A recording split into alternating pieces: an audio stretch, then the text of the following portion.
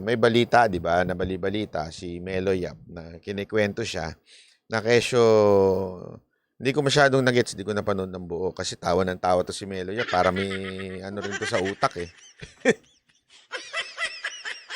Tawa ng tawa to si Melo Yap. Minsan hindi ko na maintindihan din sinasabi niya eh.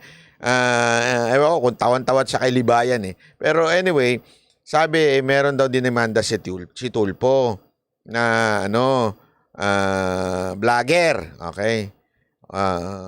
Sabi ng iba, hindi naman si Libayan yan eh. Bakit? Vlogger. O bakit? Ano ba si Libayan? Abogado? Vlogger po yun. Vlogger po yun, kaya ganun yun. Anyway, sabi, may nabalitaan din naman daw ako. May nabalitaan ako, hindi kay Melo Yap. Sa iba na lang. Hindi ko na sasabihin kung sino. Talagang matindi. 7 counts daw yung sinampa dito. Di umano kay Libayan at sa iba pang mga amuyong niya. Hindi ko lang alam kung ilan dun sa amuyong niya. Tapos may balita pa nga ako, mukhang huhubaran daw ng corona ito si Mukhang huhubaran daw ng corona itong si Libayan. Naku po, sabi ko. Pag nagkataon talaga, magpapaparte ko. Magpapalitsyon tayo. Walang biro, papalitsyon tayo tapos dadali natin dun sa kung saan nakakulong to si Libayan.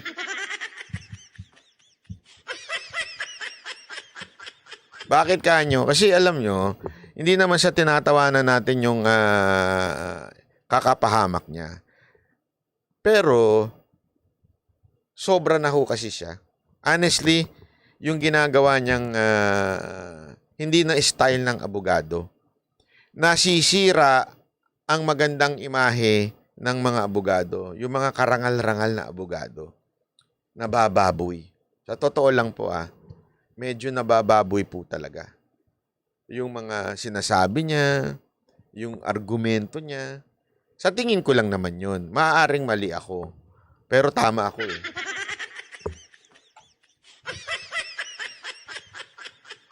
So sana talaga, kasi alam nyo, yung mga hirit niya, below the belt na eh. Sa totoo lang, below the belt na. Yung pakikialaman pa'y asawa. Ako nga di ba?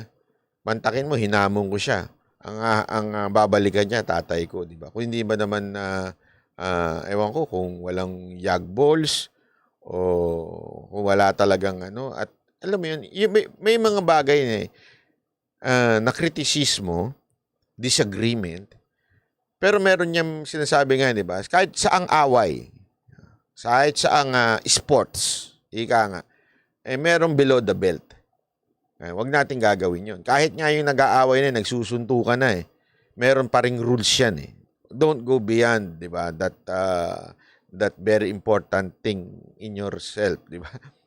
Wag kang bababa doon. Or else, delicates ka. Itong maman to, talaga nga naman bumababa na siya doon. Mali na yun. Honestly, that is wrong. Di ba? Kung babuyin ko kaya yung pamilya niya, ang pangit Di ba? Minsan nga, natetep nga akong babuyin yung niya. Kaya lang, ayokong gumaya sa kanya as much as possible. Kaya nga sinabi ko noon, kung sabihin ko kaya sa jowa mo, sa partner mo, hindi ko ginanon. Pero,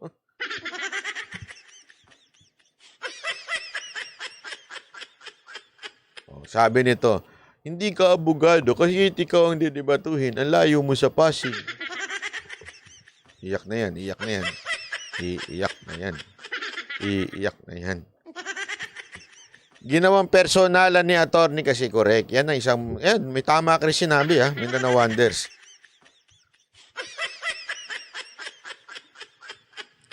Yun ang doon talaga. Pati yung mga nag-content sa maleta na scripted daw, may kaso din. Talaga? Hindi ko alam yan.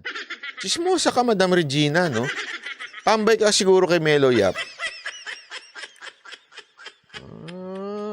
Kaya pala, yun ang, hindi ko kasi alam. Honestly, wala po ako alam dyan. Wala akong kakilala dyan sa mga yan. Si Melo Yap lang kakilala ko dyan Hindi ko alam na pati pala yung, yung maleta-maleta issue na yan. Okay.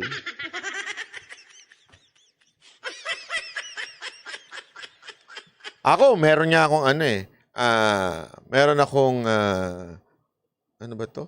Masasabi nating hula. Hindi hulang nanghuhula, pangit pakinggan kasi. Guess. Wise guess. Sa tingin ko, sa Disyembre, may mangyayari. Italaga nyo na, italaga nyo na itong sinabi ko. Sa Disyembre, may mangyayari. May magandang mangyayari.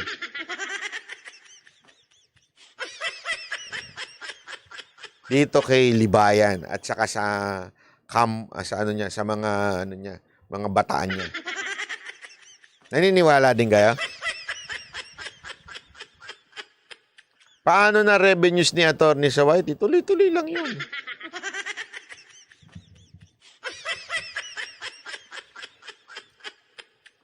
Alam mo, sabi niya sa kanyang argumento, di ko nakita, hinahanap ko, di ko alam kung binura ba niya.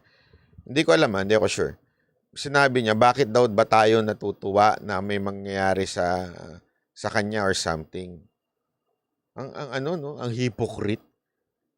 Nun nga, pinaglamayan niyo ako eh. Tapos, sasabihin mo nga, ba't kayo natutuwa na may mangyayari sa... Plastic mo, Brad? Apologies daw sa public, sabi ni Tulfo. Ay, Senator Tulfo, huwag kang papayag na mag-apologize lang yun. Okay na? Hindi, huwag kang papayag. Huwag ganun. Masisira ang pagkatulpo mo. Pag pumayag ka na, Libayan, mag-apologize lang, tas free na siya. Huwag kang papayag. Masisira yung pagiging Tulfo mo. Di ba? Hindi, kasi hindi maganda yun. Ang pangit naman yun. Na ganun, dahil lang nag-sorry. Hindi, kasi alam mo, isa sa hindi magandang impluensya ng vlogger, si Libayan. Actually, because of Libayan, maraming tumulad sa kanya na hate content. Kasi nga alam nilang malakas yung videos eh. Basta magalit ka kay Tulfo, malakas yung videos, di ba? Kaya nag-hate content sila.